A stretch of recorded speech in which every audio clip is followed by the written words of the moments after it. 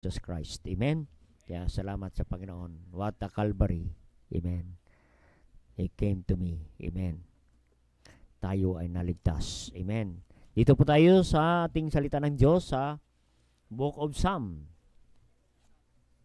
Psalm chapter 103, verse 1 to 13. Basahin natin ang salitan. Psalm 103, 1 to 13. Ang sabi ng verse 1, Bless the Lord, O my soul, and all that is within me. Bless His holy name.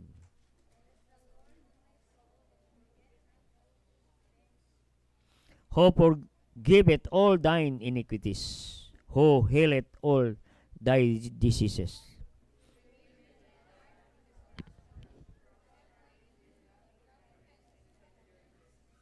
who satisfieth thy mouth with good things, so that thy youth is renewed like the eagles. Shouted righteousness, judgment for all that are oppressed. He made known his ways unto Moses, his acts unto the children of Israel. Lord is merciful and gracious, slow to anger, and plenteous in mercy. He will not always chide, neither will he keep his anger forever. He hath not dealt with us after our sins, nor rewarded us according to our iniquities. For as heaven is high above the earth, great is his mercy towards them that fear him. As far as the east is far from the west, so far hath he removed our transgression from us. Sabay-sabay nating basahin ang verse 13. Like as a father pitieth his children, so the Lord pitieth them that fear him. Tayo po mag-pray, dakilang Diyos. Thank you for the passage that we read this morning. Thank you for special number. Thank you for Calvary, O God. Salamat, Panginoon. At ngayong umaga, bless our service. Bless our heart, O God, and open our heart, empty our heart, O God, so that your word may be filled in our heart today. Holy Spirit of God, help the servant. I'm nothing without your power and guidance. I'm good for nothing today, O God. Speak to us in a very special way through your words, O God. Cleanse our heart, forgive our sins, all our iniquities, shortcomings, forgive us, O God, and make us worthy to receive thy word this morning. Save souls today, O God. At salamat po, Panginoon, pagpalain mong service ngayong umaga. Ikaw pong malabalati, may taas. At ang lahat nito aming dalangin sa pangalan ni Jesus. Amen. Praise the Lord, you may be seated. Ang title na mensahe natin ngayon, sabi ng verse 12, Spar. As the east is from the west, so far as he hath removed our transgression from us. Oh. We need understanding of God's great love. Amen. We need to understand the great love of God to us. Amen. Pag maunawaan natin ang pag-ibig ng Diyos kung paano tayo minahal ng Panginoon. Amen. Magsisimba ka every Sunday. Imanalangin ka, kausapin mo ang Diyos. Pag naunawaan mo ang dakilang pag-ibig ng Panginoon. That's why we need to understand the great love of God for us. Amen. Ang dakilang pag-ibig ng Diyos ay walang hanggang pag-ibig para sa atin. Pansinin natin ang verse 12. Amen. Ang pag-ibig ng Diyos as far as verse 12, from the east and from the west. Amen. Ano yung Tagalog ang east at west? Amen. Ha? Silangan. Kanluran at silangan. Amen. Ang pag-ibig ng Diyos ay magmula sa kanluran at silangan. Oo. Ganon ang pag-ibig ng Diyos sa atin. Kaya we need to understand, no? So we cannot understand It's hard to apprehend, no? Comprehend kung gaano kadakila ang pag-ibig ng Diyos. Amen? Kaya hindi natin maabot ang kaisipan ng Diyos pagdating sa pag-ibig. No, kung hindi natin kayang sukatin ang pag-ibig ng Diyos. Amen. Immeasurable love, unconditional love. Walang sukat. Oo. Gaano kahaba? Kung gaano kahaba. Ano ang sukat ng pag-ibig ng Diyos para sa iyo, para sa akin? Amen? Gaano yan kahaba? He is slow to anger. Ang sabi diyan, ano? Plenteous in mercy. The Lord is merciful in verse 8. And gracious. Slow to anger and plenteous in mercy. Amen? The love of God. Amen? Sabi dito, gaano kahaba ang pag-ibig ng Diyos? As far from the east, as far from the west to the west, so far hath He removed our transgression. Amen? Yan po. From east to west. Amen? Kayong Panginoon nakabayubay sa krus ng Kalbaryo. He illustrate His love. He opened His arm from the east and west, kneel down. He's pointing His hand from east to west, kneeling down in the cross of Calvary to show us His great love, the unmeasurable love, unconditional love for us. Amen? East and west cannot be measured. Amen? Sinong makasukat ng east to west? Wala. Kahit sinong magaling mathematician, engineer, we cannot measure east and west. Yan ang pag-ibig ng Diyos. Walang hanggang pag-ibig ng Panginoon. No? Kaya mga kapatid, yung ginawa ng Panginoon sa krus ng Kalbaryo, this is the symbolic portrait of God's great love for you and me. Amen? His great love and His forgiveness. Amen. When He forgives all our sins, all our iniquities. Ang sabi niya sa Hebrews 10:17, all your iniquities and sins I remember no more. Amen. What a blessing. What God's great love for you and me. Amen. Great love. Kaya nga sabi niya sa John 3:16, the central message of God to us in John 3:16, for God so loved. So love. Pag ang so na word, unconditional love, immeasurable love, unfathomable love. No? Mahirap unawain ang pag-ibig ng Diyos. He gave His only begotten Son, whosoever believe in Him should not perish, but have everlasting life. What a great love of God to us. He gave His only begotten Son for you and me. Tayo nga, kahit isang dosinang anak natin, ha, hindi natin kayang ibigay. Oo, mamatay sa cross. Kahit pasaway yan, hindi mo yan kayang ibigay.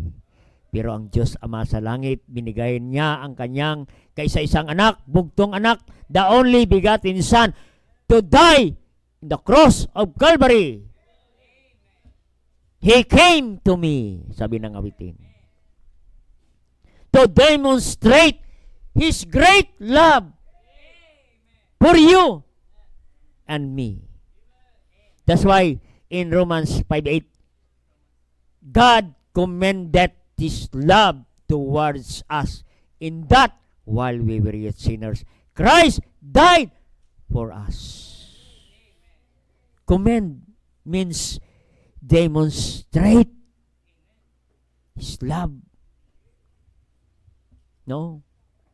That's a great love. We need to understand the great love of God. Amen? Maunawa natin ang pag-ibig ng Diyos. He died for us. Christ died for us. Amen? Yan ang great love ng Panginoon. Amen? Una, dahil sa pag-ibig ng Diyos, He bled and died in the cross of Calvary. Amen? Yan ang pag-ibig ng Diyos. Nagbuhos siya ng kanyang dugo sa krus ng Kalbaryo. A symbol ng kanyang pag-ibig, simbolo ng kanyang pag-ibig at sakripisyo na handog ni Jesucristo sa atin. Amen. It is a profound demonstration of God's great love. No? Mahirap isipin, mahirap unawain kung gaano tayo kamahal ng Diyos. Amen? Kaya yung kanyang kamatayan sa krus ay nagpapakita ng kanyang pag-ibig sa atin. Amen?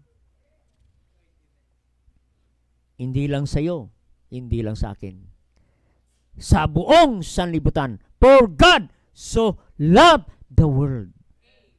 Buong sanlibutan.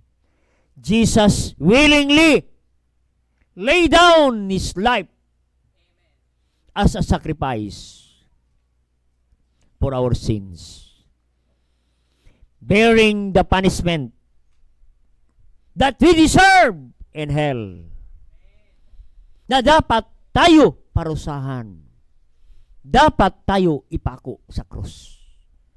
Ngunit siya ang pumasan, nag-ako ng lahat ng ating kasalanan. Amen? Kaya His death is in the cross demonstrate the depth of His love, the length of His love, that He was willing to go to the cross for you and me. Amen. Kahit ikaw na lang, isang tao sa mundo, kaya pa rin niya ibigay. He is willing to go to the cross of Calvary. Amen. To bleed and died to reconcile us to Himself. Amen. Kaya nga siya ang namamagitan sa atin, kapatid. Amen. Siya ang namamagitan sa atin. Tingnan niyo sa 1 Timothy 2:5. He is the mediator. 2:5. For there is one God and one mediator between God and man, the man Christ Jesus, who gave Himself ransom for all, to be testified in due time. He is a mediator. Amen. Between man and God. Siya po ang nag-ako ng ating kasalanan. Amen. Kaya siya po mediator. The man, Jesus, Kaya nga, ang Panginoong Hesukristo nagkatawang tao. Amen. Dahil iligtas niya ang tao sa kasalanan, sa impyerno ang kabayaran. Amen. Yan po. Dapat maunawan natin na si Kristo ay hindi lang tao, basta tao. Siya ay Diyos na nakatawang tao. No, tingnan niyo sa 1 Timothy 3:16. 2 Timothy 3:16. Dapat maunawa natin yan. Ano?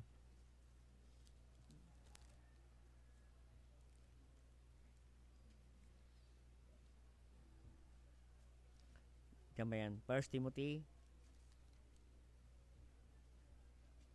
Yan. 1 Timothy 3:16.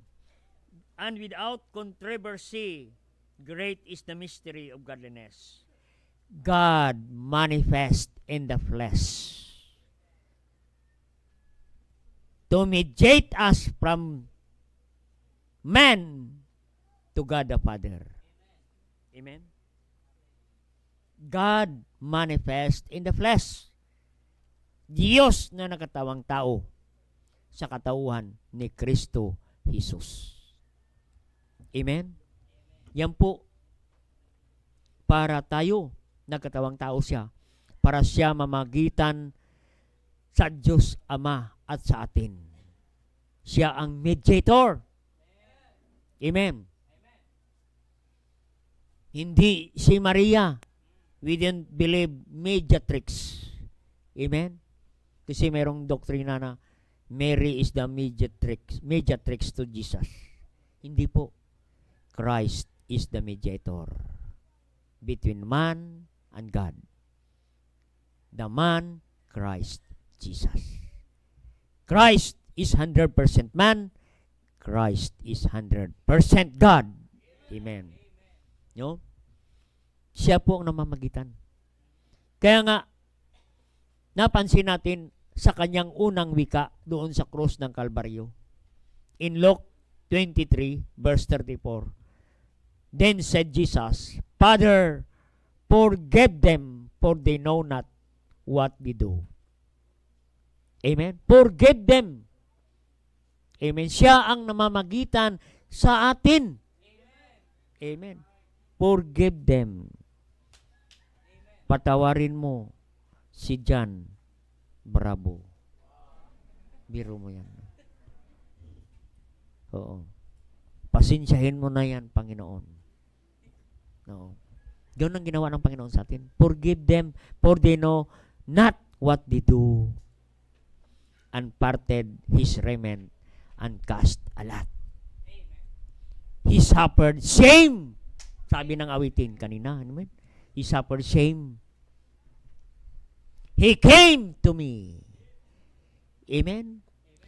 Biro mo yan. He parted his raiment. Pinipiraso ang kanyang damit.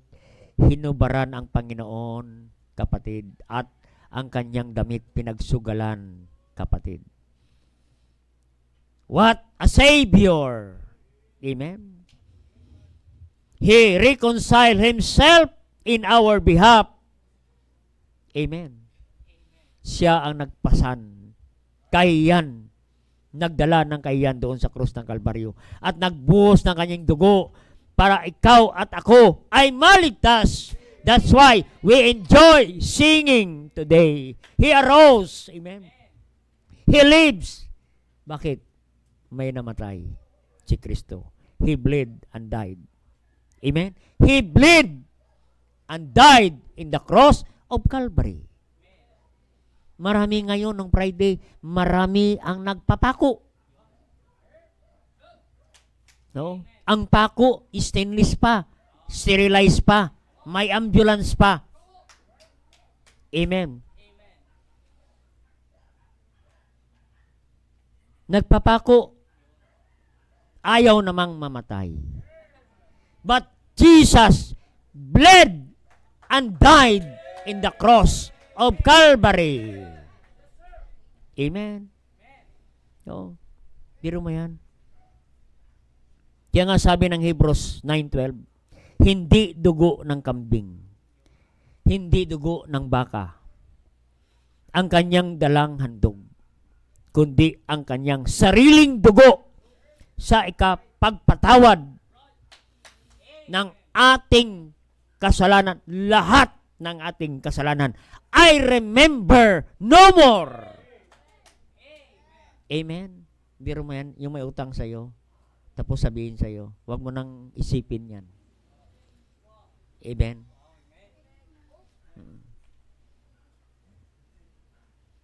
Sabi ng tatay ko sa kapatid niya, Manong, pasensya ka lang yung utang ko. Wala pa akong pambayad. Sabi ng tatay ko, ang notebook na listahan ng utang mo sa akin ay tinapon ko na. I remember no more. Sabi ng kapatid niya, Manong, bibili ka ulit ng bagong notebook. Magsimula naman siya magpapalista. Amen. No? Yes, salamat sa Panginoon. No? Dugo ng Panginoon. Amen. Ang sabi nga sa verse 12, sa Hebrews 10:12, ang dugo ng kambing, ang dugo ng turo, o ang kanyang abo, no, ng batang baka, ang abo niyan, winisik bilang handog sa mga tao, itinuring na marumi. Sa verse 14, higit na dihamak ang dugo ni Jesus na nagdanak sa krus, ialay para sa iyo at para sa akin. Inalay niya ang kanyang sarili na walang kapintasan. Amen? Ang kanyang dugo ay naglinis ng ating puso at ang ating isip upang talikuran natin ang lahat ng ating mga gawang kasalanan, mga walang kabuluhan, at paglingkuran ang Diyos, you serve the living God. Amen? Kaya nagbuhos siya ng dugo para talikuran na natin ang ating kasalanan at paglingkuran natin ang Diyos na nagligtas sa atin. Amen? Yan ang tanong. Ikaw ba naglilingkod sa Diyos? Amen? Naglilingkod ka ba sa Diyos? Amen? Yung magsimba nga, hirap ka, maglingkod pa. Amen? Oo. Pagpunta nga sa church, nahirapan ka. Maglingkod ka pa kaya. Amen? Kaya mga kapatid, kung naunawaan mo lang ang pag-ibig ng Diyos, hindi mo ipagpalit ang araw ng Sunday para sa Panginoon. Dahil dugo ng Panginoon ang kanyang binuhos. Ikaw, naginayang ka ng oras para ibigay sa Diyos. Amen? Kaya nga sabi kanina, what benefits, ano ang benepisyo ang ibigay mo sa Diyos? Amen. Sa kanyang ginawa doon sa cross ng Kalbaryo. Amen. Tingnan mo sa 103. Ang sabi niyan,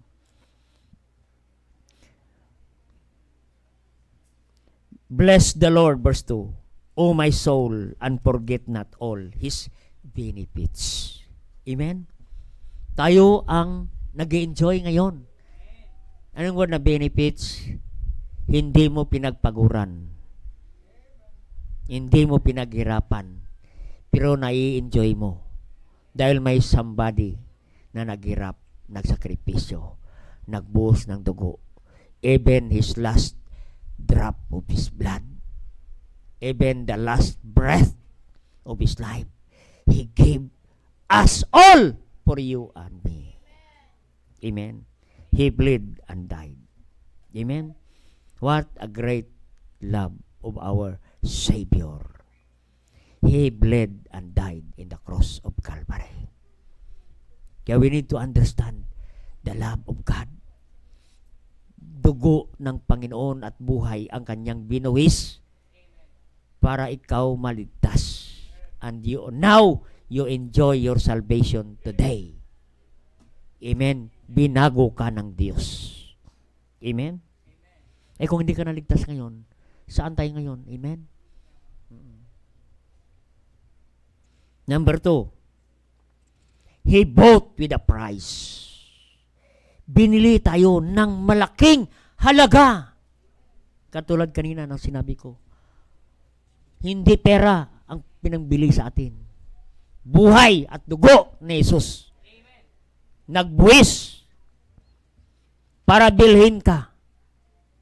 Amen. Sa malaking halaga. He bought with a price. In 1 Corinthians 6 verse 20. 1 Corinthians 6:20. For ye are bought with a price. Therefore, glorify God in your body. Glorify God in your body. Amen. With spirit, which are God's. We are bought with a price, therefore glorify God in your body, in your spirit, which are God's. Take note of which are God's. Tayo ay binili ng Diyos. At which are God's. Ibig sabihin, tayo ang pagmamay-ari na ng Diyos. Pag isang bagay binili mo, ikaw na ang may-ari niyan. Amen? Katulad ng property na ito, nabili natin, tayo na ang may-ari nito. At may karapatan na tayo, ano ang gagawin dito to glorify God. Oo. Kahit anong gagawin natin yan, saan natin itayo yan, lagyan natin ng kubo yan, ano man ang gagawin natin yan, to glorify God, may karapatan tayo kasi nabili natin. Ganon ang Diyos. Binili ka ng Diyos, may karapatan siya kung ano ang gawin ng Diyos sa atin. Amen. Oo. May karapatan ng Diyos sa atin. Kung tayo lang may gusto, kung ako lang ang gusto, gusto ko maging politiko. Amen. Kasi pag election, kaway-kaway ka. Amen. Pero salamat sa Panginoon. We are bought with a price. Bakit? Ano ba tayo? Bakit kailangan tayo bilhin ng Panginoon? We need to remember, we are slave. We are slave of sin. We are bondage of sin. Amen. Pag slave ka, is the sole property of his master. Yan. Tingnan nyo ang meaning ng slave. Slave. No? So, is the sole property of his master. Ang master may karapatan kung ano ang gawin niya sa iyo. Kaya huwag kayong pumunta sa bansa na may paniwala na ganyan, na bilang slave ka doon at doon ka na naibihan, ikaw na pala ay property ng master. Kaya may karapatan siya ano ang gagawin sa iyo. Oo. Pag nagalit sa iyo, anong gagawin niya sa iyo? May karapatan siya ano ang gagawin niya sa iyo. Kasi siya ang master. Yan po, no? Karamihan sa Eastern country, ang mga slave binibili, mayroong marketplace. Doon ka bibili ng iyong slave, iyong katulong, doon ka bibili. Pag nabili ka bilang slave, ilalagyan ka ngayon ng hikaw sa liig, sa ano pala, sa ilong. Sa ilong. Yan. Hindi sa tenga. Ang ibig sabihin, pag mahikaw ka sa ilong, you are slave. Nabili ka na. Kaya makakita ka na ngayon ng mga tao, no, na may hikaw sa ilong, yan ay slave ng kasalanan. Hindi po yan dekorasyon. Slave yan ng kasalanan. Ang ibig sabihin yan, kailangan yan matubos siya sa kasalanan. Kailangan niya si Jesus. Kailangan nalin natin siya sa Panginoon. Amen? No. Kung mayroon kayong mga hikaw pa dyan na lalaki ka, no, na ikaw ka sa dila, mayroon ganyan, amen? May sa dila pa nahirapan magsalita, amen? Ibig sabihin, kapatid, tayo ay alipin ng kasalanan. Tayo ganon, kapatid. We are slave na tinubos ng Panginoon. Na tayo ay slave ng alak, slave ng bisyo, slave ng sugal, ng babae, ng lalaki, kapatid, ng sabong, ng drugs. Tayo ay alipin dyan, pero tayo tinubos ng Diyos. Binili tayo ng Panginoon with a price, having bought by the precious blood of Jesus Christ. Amen? Kaya hindi dugo ng hayop, ng kambing, ng baka, kundi dugo ni Jesus ang pinambayad niya sa ating kasalanan. Kaya sabi niya sa Hebrews 9:22, and almost all things are by the law, purged with blood, and without shedding of blood, there is no remission of sin. Purged with blood. Tayo ay nilinis, hinugasan, kaya maiwitin tayo. Are you washed by the blood? Amen? Of Jesus Christ. Dugo ni Jesus ang pangtubos, pangbayad sa ating kasalanan. We are bought with a price. Kaya ang kaligtasan natin, grace, libre, walang bayad, kasi somebody paid. Somebody paid. No? Binili tayo sa pag-aalipin ng dyablo, ng kasalanan. Tayo ay nabili na. Kaya nga sabi ng Biblia, which are God's.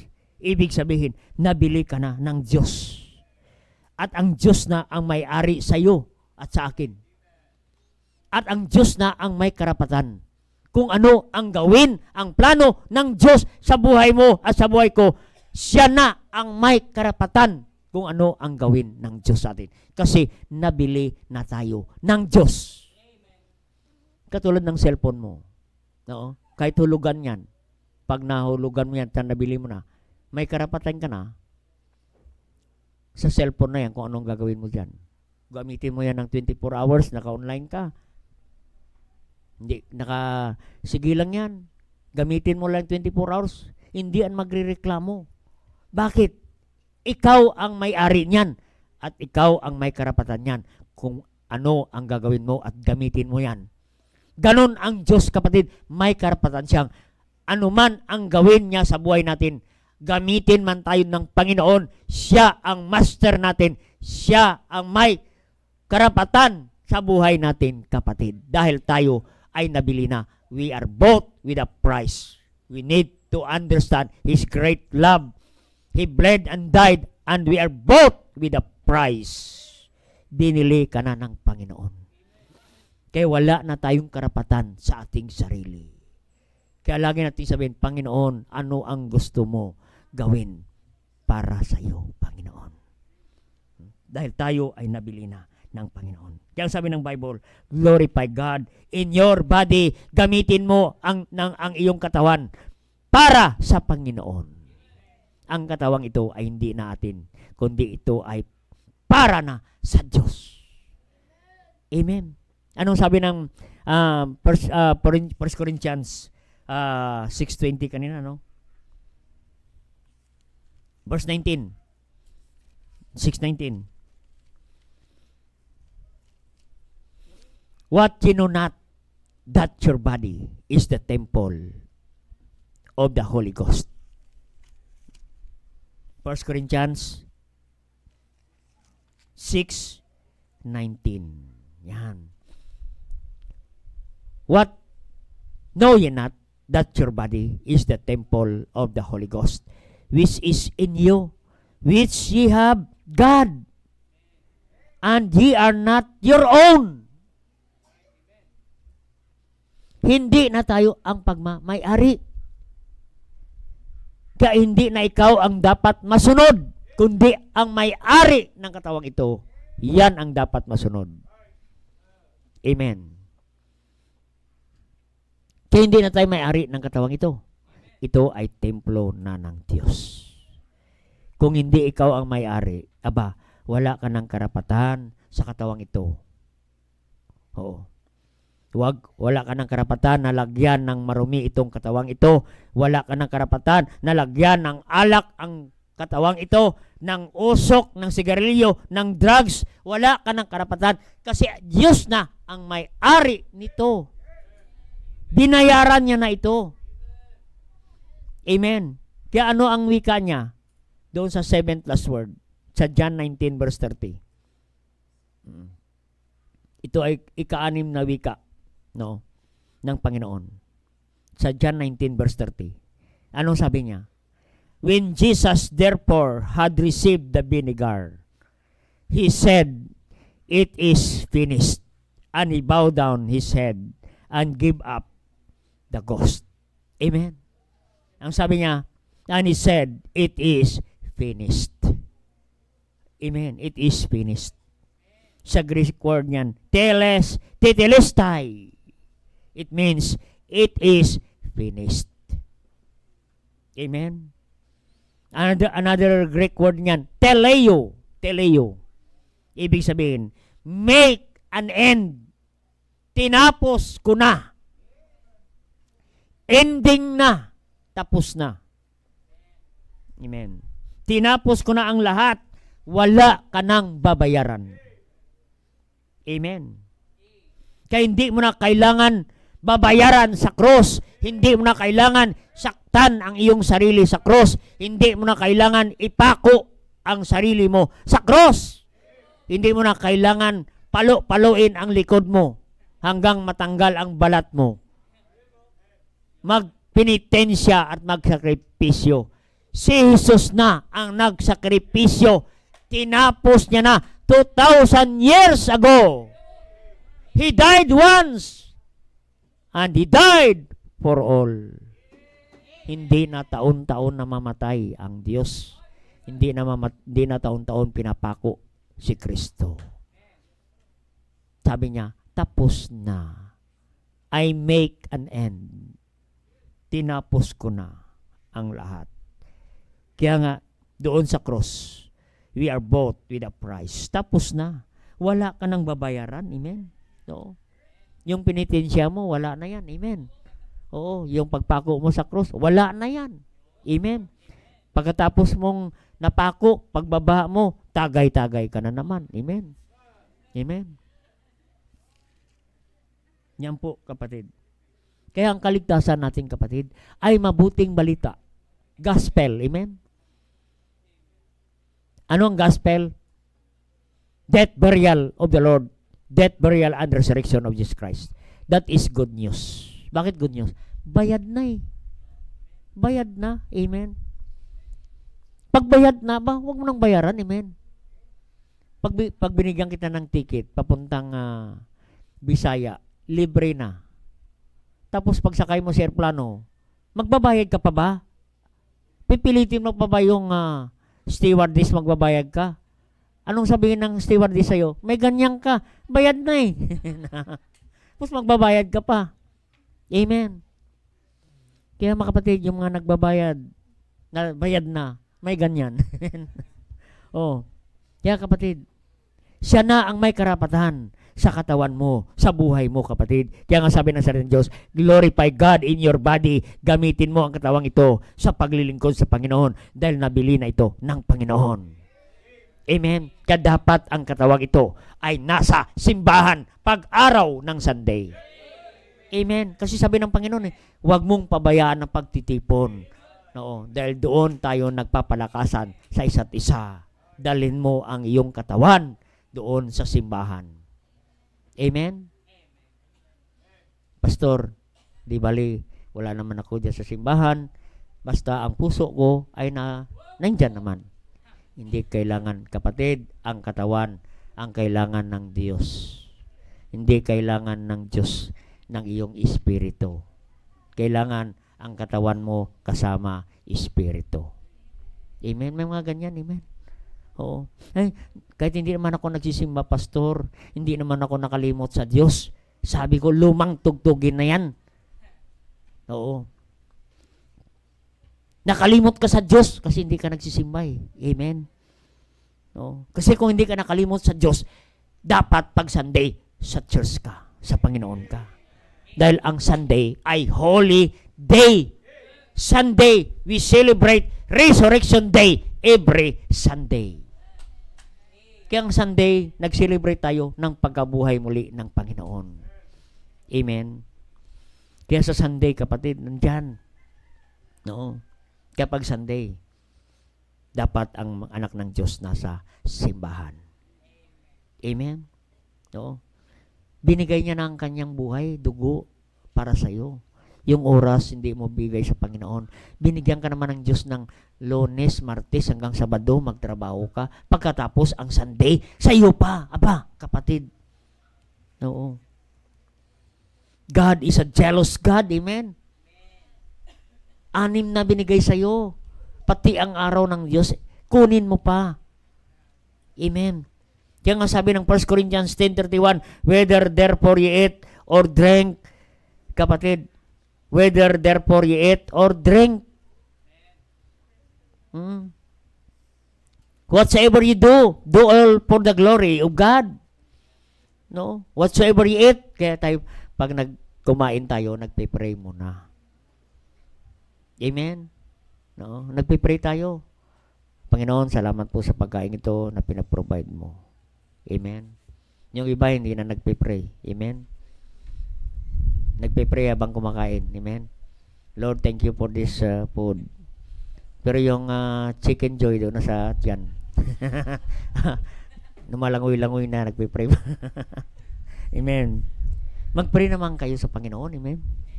No? Whatsoever you eat, whatsoever you drink. Aba, alangan naman na iinom ka ng Red Horse, ipagpe-pray mo pa yan. Lord, salamat po sa Red Horse. Sisipain ka ng sisipain ka ni Red Horse. Amen? Pag-pray mo pa yung iniinom mo. Amen?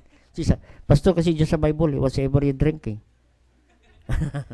Huwag ka nang uminom ng Red Horse. Amen? Hindi yan inumin ng tunay na lalaki. Yan ay inumin ng duwag na lalaki. Kasi pag may problema, iinom. Pagkatapos ng nakainom na lasing na, iiyak na. Amen. Iiyak na siya kasi malaki ng babayaran niya sa kanyang ininom. Walang pambayad. Amen. Whatsoever you do all for the glory of God.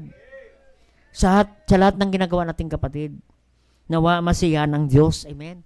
Do all. Anong all? Lahat. Sa sinusuot mo, maluwalhati mo ang Diyos, masiyahan ang Diyos. Sa iyong sinusuot sa mga babae, dapat kayo masiyahan ang Diyos.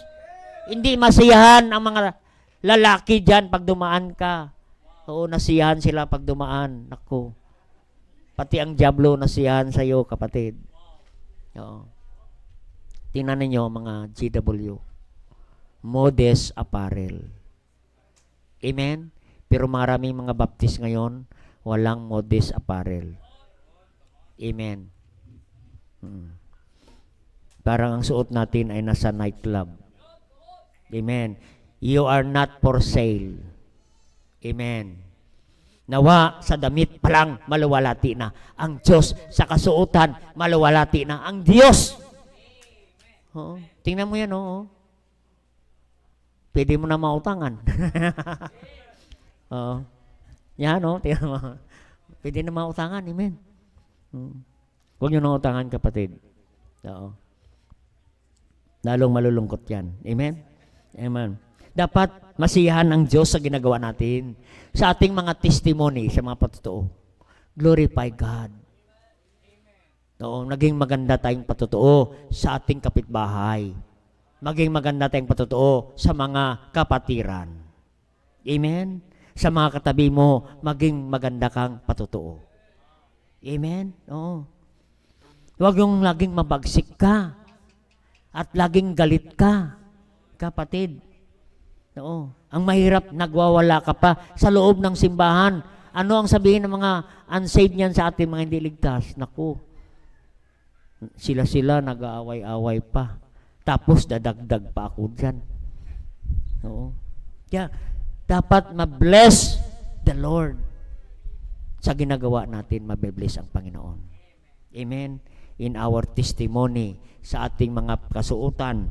Saan pa? Mabibless ang Diyos sa ating mga pananalita. Amen? In your tongue, in your language, in your talk, is your walk. Glorify God, kapatid. No? Kasi iyong mga dila nating kapatid ay pwedeng magsira ng buhay. Amen? Oo. Kaya kapatid, gamitin natin ang ating mga dila sa pagpupuri, sa pag-aawit, sa Panginoon. Amen? Huwag tayo maging good Samarites ng simbahan. Amen. Maging good Samaritan tayo. Amen. No, huwag nating siraan ang simbahan. Amen. Huwag nating siraan ang pastor. Ipag-pray mo yung pastor. Yung kanyang asawa, kay mga anak, kapatid. We are only sinners saved by grace. Amen. Kaya huwag nating siraan si kapatid. Amen. No. Kaya pag sa bahay kayo, huwag kayong magkwento ng mga negative, mga kasiraan, kapatid. Ang sabihin nyo lang, blessing. Amen. Kasi mga anak natin, hindi na yan pupunta sa simbahan. Kung wala ng simbahan, saan pa sila pupunta? Wala na, kapatid. Kaya we are here to help the church, to help each other, encourage each other. Amen. Kaya huwag nating siraan. Amen. Glorify God in your talk, in your tongue. Amen. In your testimony. Oo. Kaya kasi kapatid, pag nagsiraan tayo, we are not helping the church. You are hurting the church. Amen. Kaya don't hurt the church. Amen. Kaya we need to understand God's love for us. Great love. He bled and died for you and me. He bought with a price. Glorify God in your body. Gamitin natin ang buhay natin at katawan para na yan sa Panginoon. Kung hindi mo gamitin yan sa Panginoon, saan mo yung gagamitin? Amen? Magpagamit ka na sa Diyos. Amen? Maganda. Oo. Ubusin natin ang lakas natin sa paglilingkod sa Panginoon. Nakalungkot naman, naubos na yung lakas mo. Never mo pa napaglingkuran ang Diyos. Amen? Kaya kapatid, we need to understand God's love. Kaya anuman ang benepisyo, anong benepisyo ibigay natin sa ginawa at dakilang pag-ibig ng Panginoon sa atin. Tayo po mag-pray. Dakilang Diyos, Ama sa langit, thank you for your great love. We understand your great love in the cross of Calvary. You bled and died. You bought with a price. Salamat po. And today, we